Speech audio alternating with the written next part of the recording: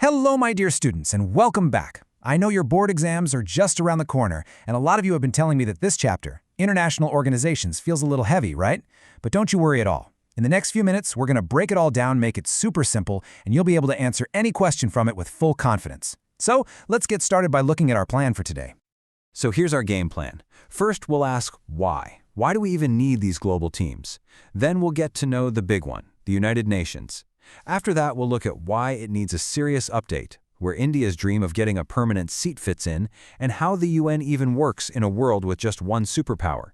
And of course, we'll wrap it all up with the most important part, a quick-fire revision to get you totally exam ready. Trust me, by the end of this, you're going to feel so much better about this chapter. Okay, let's dive right into the first big question. You hear this all the time, right? People say organizations like the UN are just talking shops, a place where leaders give speeches, take some nice photos, but nothing really changes. Is that actually true? Are they useful, or is it all just talk? Let's find out.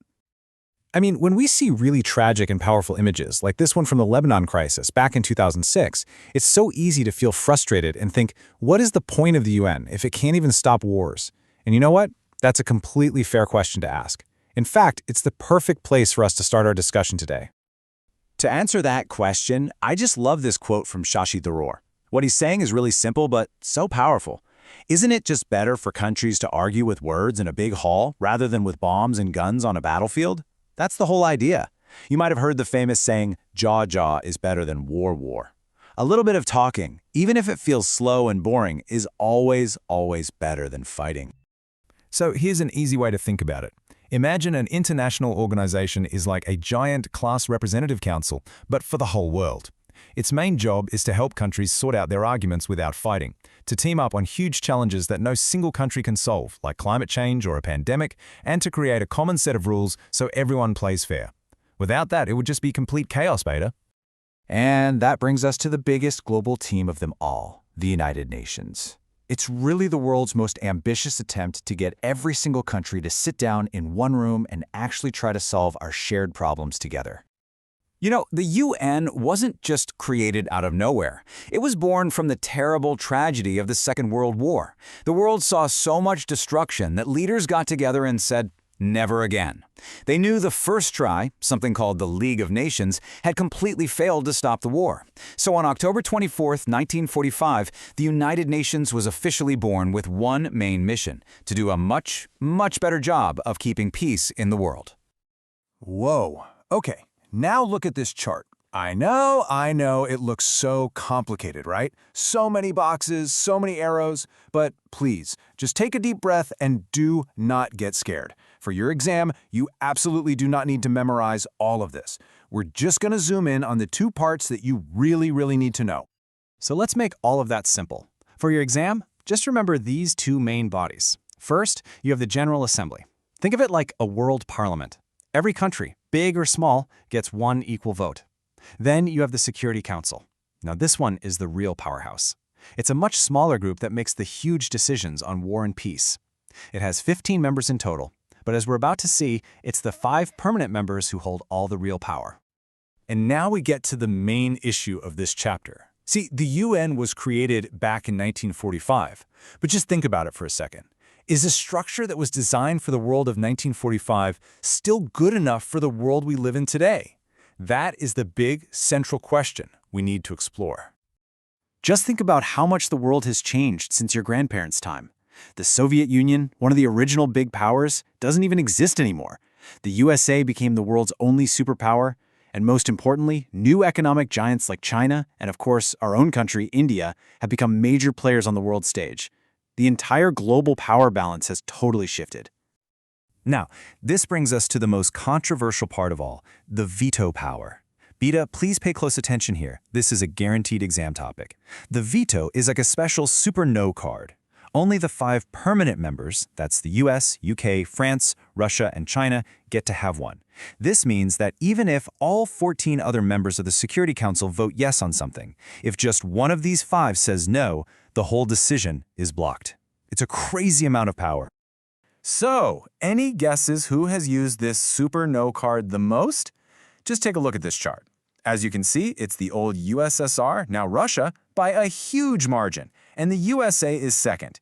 This one chart shows you the huge power imbalance at the heart of the UN. The wishes of the whole world can be stopped by just one country. And this right here is one of the biggest reasons why people say the UN needs to change. And all this talk about changing the UN brings us to a topic that's very close to our hearts, India's role. With the world changing so much, there's a very strong argument that it's time for India to get a permanent seat at the main table, to finally join the Security Council's exclusive Big Boys Club. And let's be very clear, India's case is incredibly strong. Just look at the facts. We are now the world's most populous country, and we are its largest democracy. Our economy is one of the fastest growing in the world. We always pay our share to the UN budget, and, very importantly, Indian soldiers have a long and respected history of serving in UN peacekeeping missions all over the globe. The claim is very, very strong. But you know how it is in international politics? It's never that simple. There are some major roadblocks. Some of our neighboring countries, like Pakistan, are openly against India getting a seat. There are also concerns in the world about our nuclear weapons, and we aren't the only ones who want a seat. Countries like Brazil, Germany, and Japan also feel they deserve one.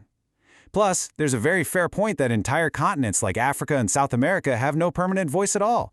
So the competition is really, really tough. Okay, now for our last big idea for today, the UN's role in what's called a unipolar world. Now don't worry, unipolar is just a fancy term for a world with only one big boss, one undisputed superpower. And in today's world, that's the United States. So the big question is, can the UN actually stand up to or control the most powerful country on the planet? To understand this, think of it like this. The US gives the most money to the UN. The UN building is right there in New York City, and the US has that super powerful veto. It's like the strongest, richest kid in the entire school. Now, the UN, acting as the school principal, can't really force this student to do anything they don't want to. But, and this is the important part, the UN provides a place, a meeting room where all the other students can come together, share their opinions, and put pressure on that strong student to listen. It's a place for talking, not a global government. This cartoon shows this situation perfectly. On one side, you have the UN holding out the olive branch, which is the ancient symbol of peace. But on the other side, a powerful country always has the option of choosing war. So what this tells us is that while the UN can argue for peace, it can't force peace on a superpower that has decided to go to war. The UN's real power is in talking and convincing, not in fighting. All right, everyone, pencils ready. This is the most important part for your exams. Let's break down a POCA 5-mark question that comes up so often from this chapter. I really want you to pay close attention to how we can structure the perfect answer for it. Here's the question. Critically evaluate the need for UN reforms, with special reference to the restructuring of the Security Council. Okay, let's walk through it, step by step, so you know exactly how to write the best answer. Just follow these 4 simple steps. Step 1, your introduction. You just have to say that the world today is very different from 1945, so the UN must also change. Simple.